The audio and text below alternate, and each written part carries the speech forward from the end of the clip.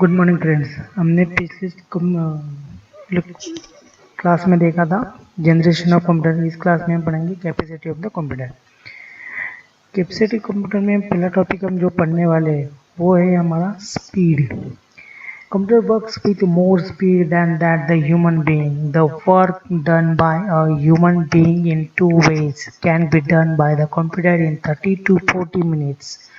Today's computer possess the capacity of obeying 100 lakhs instruction in a second। इसका मतलब है कि जैसे कि इंसान स्पीडली काम करता है, इंसान से ज़्यादा स्पीडली काम कंप्यूटर कर सकता है। ये ह्यूमन मतलब इंसान को जितना टाइम लगता है काम करने को 30 से 40 वो उतना काम 30 से 40 मिनट में अकेला कंप्यूटर कर सकता है। और ये 100 lakh of instructions with in second pass out करता है। इतना स्पीड कंप्यूटर का होता है। हिंदी में देखते हैं, कंप्यूटर मनुष्य की तुलना में अधिक गति के साथ काम करता है। मनुष्य द्वारा 2 दिनों में किया गया कार्य कंप्यूटर द्वारा 30 से 40 मिनट में किया जा सकता है। आज का कंप्यूटर एक सेकंड में लाख निर्देशों का पालन करने की क्षमता रखता है। जो हमने पहले ही बताया कि इंसान मिलके जो काम करते हैं, चाहे उनको 2 दिन लगे या 3 दिन लगे, वो काम कंप्यूटर कुछ मिनट्स में या कुछ आवर्स में कंप्लीट कर सकते हैं। नेक्स्ट टॉपिक है हमारा accuracy. If the correct and accurate information is fed to the computer, it does not any work without any mistake or errors।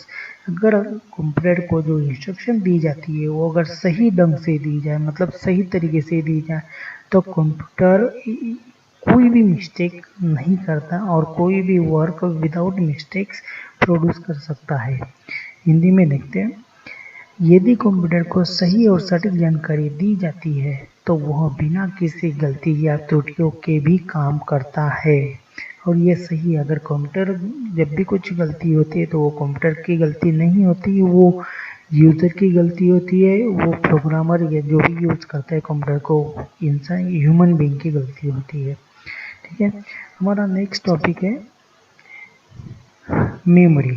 Okay, the computer can store 100 books of thousands of pages on the hard disk। जैसे हमारे पास दिमाग है, हम memory हम store कर सकते हैं, बहुत सारी बातें, बहुत सारे दिनों का हम याद रख सकते हैं। जैसे मोबाइल में मेमोरी कार्ड होता है, वैसे ही कंप्यूटर में भी एक हार्ड डिस्क होती है, एक मेमोरी होती है जहाँ पे हमारे बहुत सारा डेटा स्टोर हो सकता है, जहाँ पे हम बहुत सारे बुक्स हो या कोई हमारा डेटा हो हम स्टोर कर सकते हैं। It can also be got back with the required serial numbers। और हम जैसे चाहे हम उसे सीरियल नंबर से या किसी और तरीके से फाइंड अगर करना चाहे तो कर सकते हैं।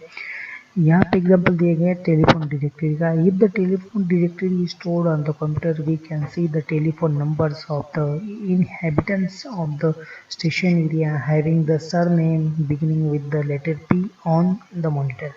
अगर हमने कोई टेलीफोन डायरेक्टरी कंप्यूटर में डाली हुई है, अगर हम उसे सर्च करना चाहते हैं, उसे कुछ फाइंड करना चाहते हैं, तो हम एरिया वाइज या फिर सरनेम से या फिर इनिशियल लेटर जैसे कि P हो गया, कोई और इनिशियल लेटर से हम उसे फाइंड कर सकते हैं। हिंदी में इसे देख लेते हैं। कंप्यूटर हार्ड डिस्क पर हजारों पुस्तकों की 100 पुस्तकों का स्टोर कर सकते हैं, मतलब 100 या उससे भी ज़्यादा किताबें जो होती है उनका हम स्टोरेज कंप्यूटर के ऊपर कर सकते हैं। इसे आवश्यक सीरियल नंबर के साथ वापस भी प्राप्त किया जा सकता है। जैसे कि हमने जो एग्जाम्पल ऊपर दिया है वही एग्जाम्पल नीचे भी है, ये उसी का ट्रांसलेशन हमने हिंदी में ही नीचे दिया हुआ है। तो जो भी हम डिक्शनरी हो या किताब हो हम स्टोर करते हैं, उसे अगर जैसे हम चाहें सीरियल नंबर के साथ या कुछ अलग तरीके से फाइंड आउट कर सकते हैं।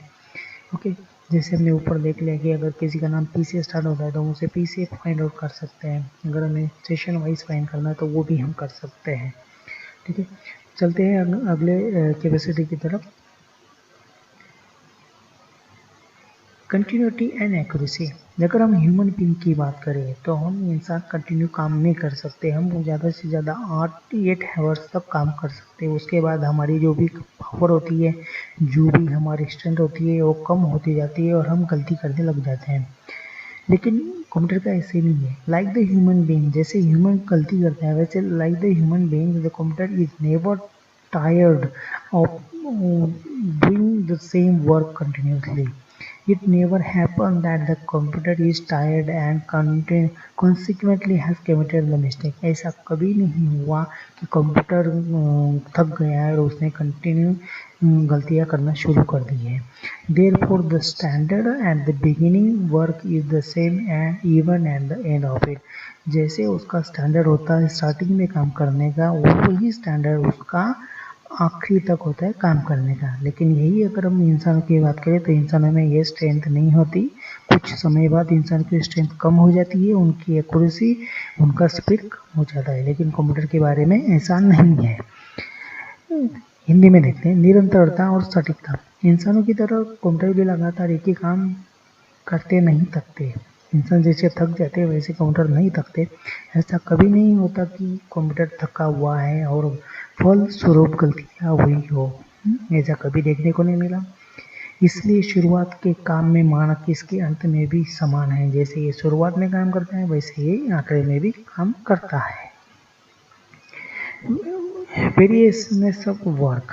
One computer can be used for many jobs. It can be used in bank, shop, railways और हिस्ट्री, रिजर्वेशन, स्कूल एक्सेट्रा। ये कंप्यूटर बहुत सारे काम कर सकता है, अलग अलग जगह पे काम कर सकता है। जैसे दिया गया है कि हिस्ट्री के लिए, आरक्षण के लिए, स्कूलों के लिए ये कंप्यूटर काम कर सकता है। बहुत सारी इसी वेरियसनेस बोल सकते हैं, इसे हम मल्टीटास्किंग भी बोल सकते हैं।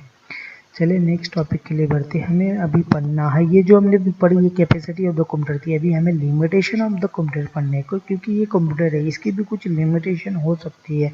तो पहली लिमिटेशन है no brain no thinking power. इसके पास कोई ब्रेन नहीं रहता, इसके पास खुद का दिमाग नहीं रहता, ये किसी और के ऊपर डिपेंड रहता है, ये यूज़र के ऊपर डिपेंड रहता है। जब तक यूज़र इसे कोई इंस्ट्रक्शन नहीं देता ये कोई भी काम नहीं करता। सेकंड है नॉलेज। अगर हमें यूज़र को, हम मतलब यूज़र, अगर हमें कंप्यूटर यूज़ करना है तो हमें कंप्यूटर की नॉलेज होनी चाहिए, हमें उसका ज्ञान होना चाहिए। तीसरा आता है आंसर अकॉर्डिंग टू इंफॉर्मेशन। जैसे हम उसे इंफॉर्मेशन देते हैं उसी इंफॉर्मेशन के थ्रू वो हमें आंसर प्रोवाइड कर देता है। If the computer is fed with wrong information we will get a wrong answer. अगर हमने कुछ गलत इंस्ट्रक्शन दी है, गलत इंफॉर्मेशन प्रोवाइड की है तो हमें भी आंसर भी कैसा मिलेगा, गलत ही मिलने वाला है। ओके, नेक्स्ट जो हमारा है instrument running on electricity. Computer electronic device है तो ये इलेक्ट्रिक के ऊपर चलता है। अगर इलेक्ट्रिसिटी ही नहीं है तो ये हमारे कुछ काम का नहीं है, हम इसे यूज नहीं कर सकते। ठीक है, कंप्यूटर बिजली पर चलता है, यदि बिजली नहीं तो काम करना बंद कर देते हैं और इसका उपयोग नहीं किया जा सकता। इसीलिए ये एक बहुत बड़ी इसकी लिमिटेशन है कि ये बिजली के ऊपर ही चलता है। If the wrong program is fed to the computer, its replies will be wrong. Hence, before feeding the program to the computer, make sure that will give the replies correctly. अगर user ने या programmer ने कुछ गलत programme feed कर दिया computer के अंदर तो कंप्यूटर की इसमें कोई गलती नहीं होती। कंप्यूटर वैसे ही आंसर गलत हमें देगा, क्योंकि प्रोग्रामर ने ही कुछ गलत दिया हो तो वो आंसर हमें गलत ही देगा। अगर हम चाहते हैं कि ऐसा कुछ ना हो तो हमें उसे कुछ अगर उससे सही आंसर चाहिए तो हमें भी उसे सही सूचना या सही प्रोग्राम देना होगा। यदि गलत सूचना या प्रोग्राम कंप्यूटर को दी जाती है तो उसके उत्तर गलत होंगे। इसलिए कंप्यूटर को प्रोग्राम और सूचना देने से पहले सुनिश्चित करें ताकि उत्तर सही आए। ठीक है फ्रेंड्स, आज का जो हमारा टॉपिक था वो यहाँ पे ख़त्म होता है। अगर आपको ये वीडियो पसंद आया तो इसे शेयर कीजिए, लाइक कीजिए। Okay, thank you.